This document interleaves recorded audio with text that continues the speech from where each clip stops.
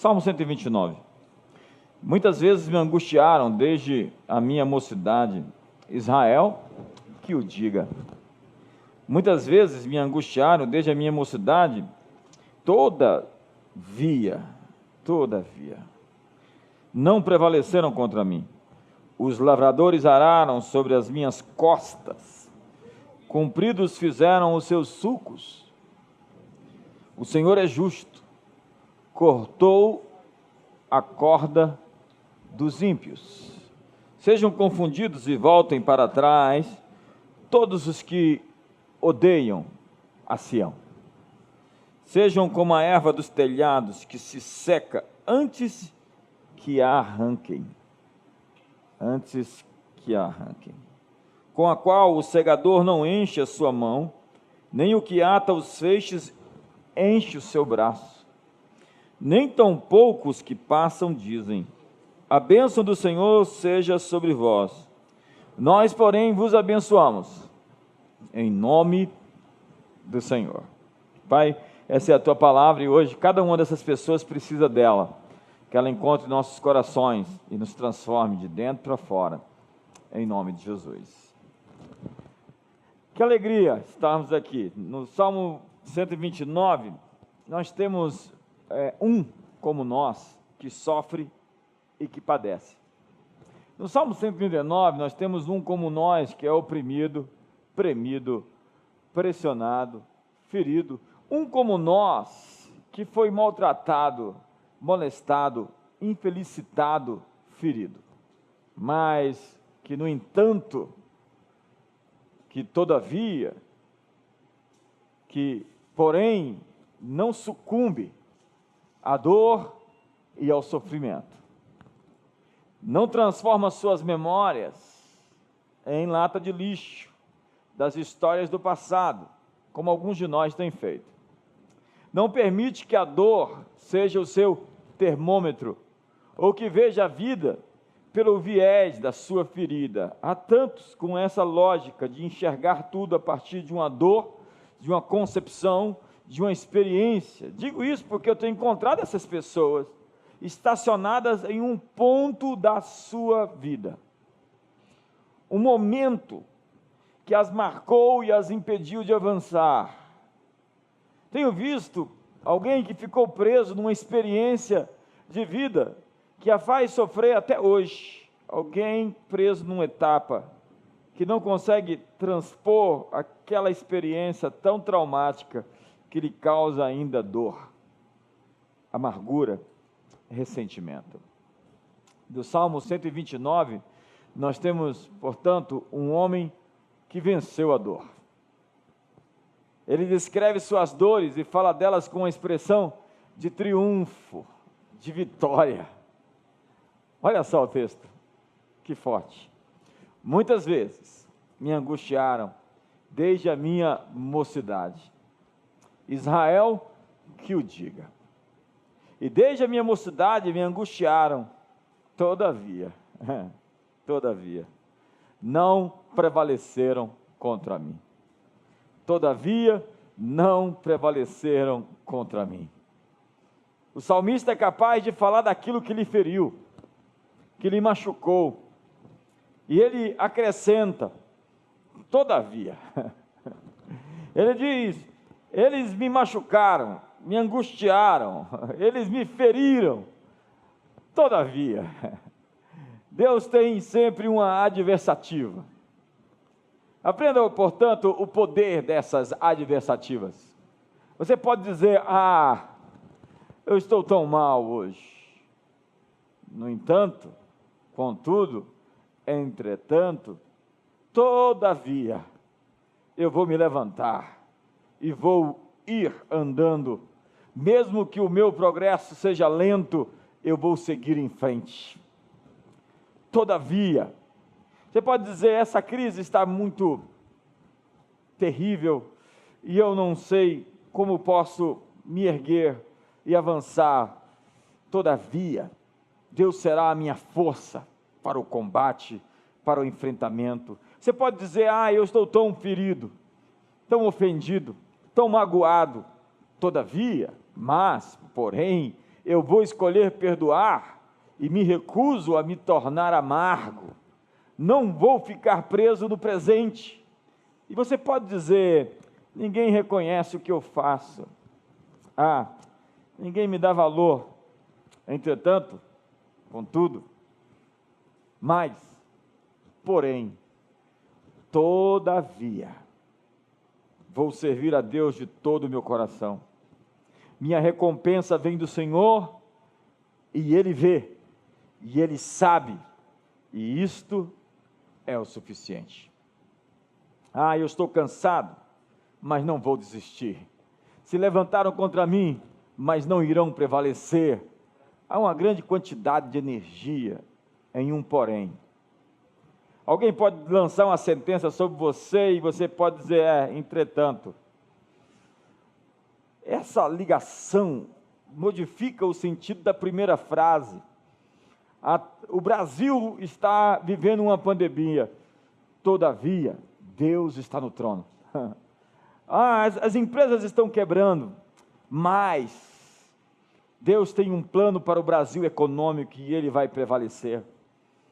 Há um poder extraordinário num contudo, num entretanto, porque Paulo diz assim: em tudo somos atribulados, mas não angustiados, perplexos, mas não desesperados, perseguidos, mas não desamparados, abatidos, mas não destruídos. Muitas vezes, me angustiaram, desde a minha mocidade. Israel que o diga. Desde a minha mocidade me angustiaram, todavia não prevaleceram contra mim. O salmista invoca então as suas testemunhas. Ele está dizendo: Israel que o diga. Eu tenho gente que viu e pode contar para você. Eu tenho gente que pode afirmar que tudo isso que eu estou dizendo é a verdade, porque a dor dele era pública, manifesta, era notória. Suas agonias e suas lágrimas eram conhecidas. Israel que o diga. O salmista tem lembranças, e essas lembranças dolorosas, mas elas não estão infectadas, adoecidas, inflamadas e não tratadas. Ele tem um brado no seu coração, no fundo do seu peito: não prevaleceram contra mim. Me angustiaram, contudo, não prevaleceram contra mim. Você pode dizer: não prevaleceram contra mim. Não é que ele ficou intacto, não é que ele ficou ileso ou inabalável, ele sofreu. Mas, contudo, entretanto, ele venceu a dor dentro do íntimo. Temos um homem, então, que é capaz de descrever sua dor. Quantos de nós somos capazes de dizer como sofremos? Falar dos nossos sofrimentos, falar das nossas histórias, falar dos nossos traumas, das nossas dores. E ele faz de uma maneira tão dramática, em uma linguagem tão forte, tão pesada. Olha só o verso 3. Sobre o meu dorso, sobre as minhas costas, lavraram os aradores, nele abriram longos sulcos. Ele diz que suas costas viraram caminho do arado. Você sabe o que é isso? Arado é aquele instrumento com pontas de paus agudas e penetrantes, ou ferro retorcido, afiado, puxado por bois, rasgando a terra, dilacerando o coração da terra. Ele diz que foi atacado pelas costas, traiçoeiramente. Não, acredite, seus adversários deixaram marcas profundas sobre o seu dorso. Afundaram-lhe o aguilhão e lhe abriram longos sulcos nas costas. Falar da sua dor não é para qualquer um. E falar tão abertamente desse jeito é só para quem está curado. Porque em Hebreus capítulo 2, verso 15 diz: não haja em vós, não tendo em vós, raiz de amargura, que brotando vos perturbe e contamine a todos, que por ela muitos sejam contaminados. Você já viu pessoas que não têm uma história curada, e no momento em que elas falam da sua dor, a sua dor se transforma numa atmosfera, em um ambiente, e todos nos sentimos tão maus com aquilo que foi pronunciado. Aquilo tem tanta dor, tanto peso, tanta angústia, tanta ferida, tanta amargura, tanta opressão. O salmista compõe seus dramas e tragédias em tom de glória e de triunfo. Como Paulo, ele está dizendo: carrego no corpo as marcas do Evangelho. Para o apóstolo, suas cicatrizes são suas medalhas. Ele diz: muitas vezes lutaram contra mim, me angustiaram desde a minha mocidade, todavia não prevaleceram contra mim. Se você é capaz de falar de um passado tão doloroso assim, e se vangloriar das marcas deixadas sobre si mesmo, é somente porque você tem Deus como um Salvador justo. O verso 4 diz: mas o Senhor é justo. Deus é justo. E olha o texto, a frase: quebrou as cordas dos ímpios. Meu Jesus, que texto mais poderoso esse. Deus é justo. Eu vim aqui dizer, e Ele vai quebrar as cordas dos ímpios na sua vida. Deus é justo e vai quebrar as cordas dos ímpios no Brasil. Deus é justo e vai quebrar as cordas dos ímpios nas nações. O salmista não culpa Deus pelo que passou, mas ele agradece pelo livramento, ele agradece pela libertação. O Senhor é justo, Ele vai cortar as cordas dos ímpios. Tem tanta gente que joga em cima de Deus as suas lamúrias, as suas queixas, as suas reclamações. Tem gente que vive na depressão, no ressentimento, pela dor que teve que passar e não consegue entender, e pergunta: por que Deus permitiu? A propósito, se você quer uma resposta certa às suas perguntas, faça as perguntas corretas. Perguntas erradas nunca trarão as respostas certas. Por que Deus deixou o Covid-19 no mundo? O Brasil estava se levantando economicamente logo agora. Por que empresas estão quebrando? Por que há tanta gente sofrendo? A resposta a essa pergunta é: os homens podem nos fazer sofrer, mas Deus quebrará as suas cordas. Os vírus podem surgir, mas Deus quebrará as suas cordas. As opressões podem chegar, mas Deus quebrará as suas cordas. Mas o Senhor é justo, cortou as cordas dos ímpios. O salmista sabe falar do seu passado, e ele se vangloria das marcas e cicatrizes, porque ele sabe fazer conta. Ele tem uma matemática decente, coerente, sensata. Ele sabe que os que se movem pela amargura e pelo ódio têm uma recompensa certa. Olha o versos 5, 6 e 7. Sejam envergonhados e repelidos todos os que odeiam a Sião. Sejam envergonhados e repelidos todos os que aborrecem a igreja.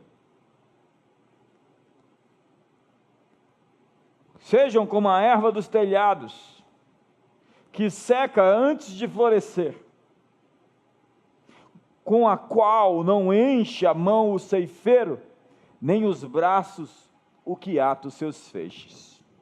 Sião é a morada de Deus, e ele declara que serão envergonhados e confundidos, repelidos, aqueles que a aborrecem, aqueles que a odeiam. Há tanto hater hoje contra a igreja, contra o reino, contra tudo aquilo que representa Deus na sociedade. Mas eu quero lhe dizer, eles serão como a erva no telhado, que não floresce, mas que seca. Envergonhados e repelidos serão os que a odeiam, aqueles que usam as costas dos outros para cravar seus aguilhões, vão secar. Serão pessoas sem fruto, como a erva dos telhados que seca antes de florescer. Quem odeia, vive pouco, pois odeia tanto que não tem tempo para viver. E por isso, a vida passa tão rápida e passa sem fruto.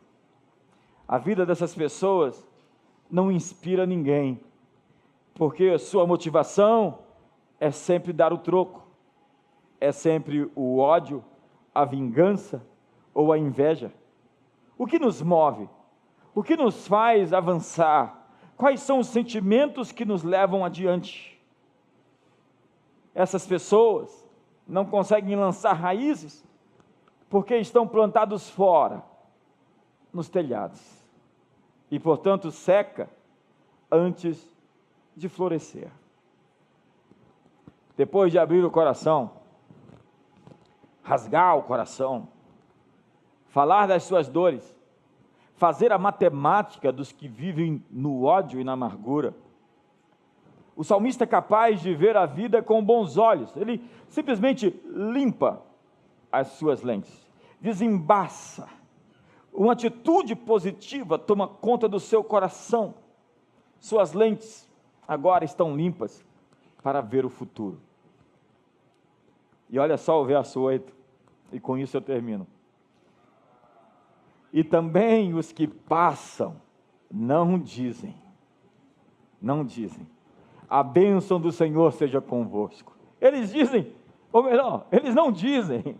A minha pergunta é o que nós não dizemos e que deveríamos dizer. E olha como ele termina: o homem com as costas que foram atravessadas pelos sulcos, pelo arado, declara o seguinte: nós vos abençoamos em o nome do Senhor. Davi escreveu: eu padeci, eu sofri, me angustiaram, me trilharam, não me deram folga a vida inteira, desde a minha mocidade. Andaram no meu encalço, trilharam sobre mim, fui apunhalado pelas costas, abriram valas no meu dorso. E ele termina dizendo: eu vos abençoo em o nome do Senhor. A bênção do Senhor seja convosco. Este homem deveria ser o quartel da amargura, a torre da queixa e do lamento, o arauto do desespero e do desencanto, o muro das lamentações. Mas é um homem dolorido, injustiçado, mas aquele que enfrenta o passado, encara o presente e projeta o futuro, desejando a bênção para aqueles que o cercam. Eu vou repetir isso. É alguém que, apesar de sofrer, de ter sido traído, angustiado, Israel que o diga, ele deseja a bênção para todos que o cercam. Ele é um manancial, é uma fonte que jorra de favor e de graça. Ele não vive sob o viés das marcas que sofreu, de como foi abusado, ferido, machucado, premido, oprimido. Ele simplesmente se torna um agente de favor no mundo. Enfim, o que prende e enclausura o homem não é a opressão que vem de fora, mas a amargura que vem de dentro. O mal não é aquilo que fazem com você, mas é aquilo que você deixa aninhar dentro do seu espírito, aquilo que você deixa criar raízes, alastrar-se, carcomer seus nervos e seus ossos. Portanto, se teu inimigo tiver fome, dá-lhe de comer. Se ele tiver sede, dá-lhe de beber, porque o ódio só alimenta mais ódio. Retribuir com o espírito igual é aumentar a quantidade daquilo que você está nutrindo. A resposta branda desvia o furor. Precisamos do espírito oposto, combater o ódio com mais ódio, só vai piorar a nossa situação. Por isso diz: perdão, perdão, quero te pedir perdão.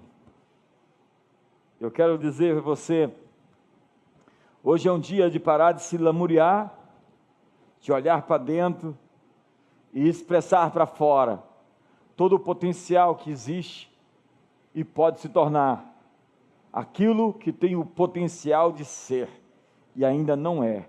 Só vai aparecer quando você desabrochar, e para isso há algo que te impede, talvez. Há uma queixa, um dedo em riste, uma acusação, um sentimento de injustiça. Quantos de nós, esses dias, não nos sentimos injustiçados? Quantos de nós não nos sentimos tolhidos? Quantos de nós não nos sentimos abusados?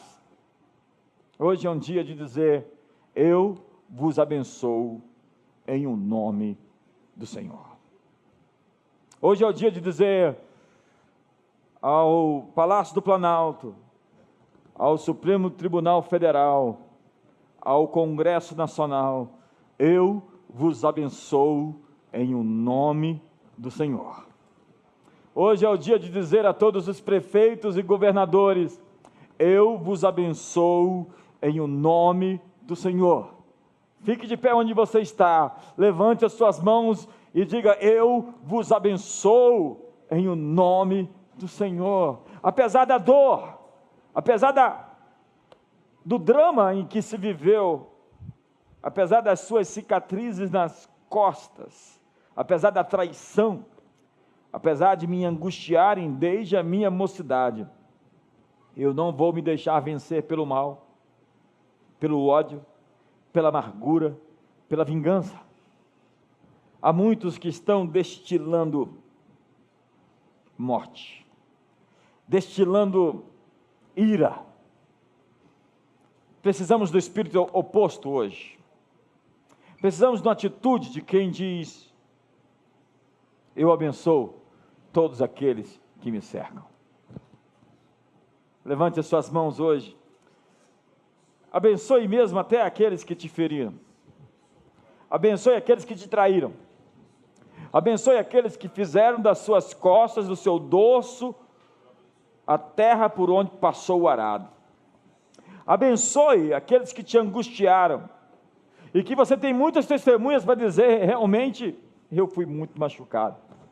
Abençoe, porque você não pode ficar preso a um ciclo de amargura que vai envenenar você, porque a falta de perdão é como morder uma cobra porque ela te mordeu, ou como tomar veneno a fim de matar quem te machucou. Senhoras e senhores, levante as suas mãos hoje. Pai, hoje nós oramos por cada uma dessas pessoas, por essas famílias, marido que brigou com a esposa dentro de casa esses tempos, estão, Senhor, feridos um com o outro. Nós dizemos: nós vos abençoamos em o nome do Senhor. Filhos que estão machucados com os pais, pais que estão machucados com seus filhos, pessoas que estão com um ódio da esquerda que está com ódio da direita, e assim nós acumulamos todo um ciclo de hostilidade e de crise que não se para, até que nós possamos dizer um ao outro: nós vos abençoamos em o nome do Senhor.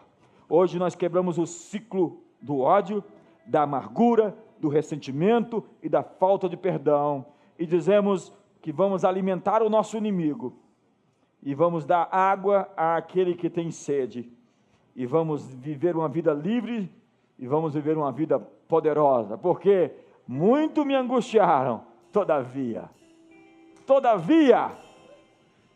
o Senhor foi comigo. Deus é justo, quebrou as cordas dos ímpios, e que as cordas da maldade, as correntes da impiedade, as portas de bronze, os cadeados de ferro, sejam despedaçados hoje, e tudo aquilo que impede a igreja no Brasil e em Brasília, seja removido agora. Nós liberamos hoje os céus, liberamos a atmosfera Do céu, liberamos o amor, a compreensão, o entendimento, a revelação, liberamos o favor.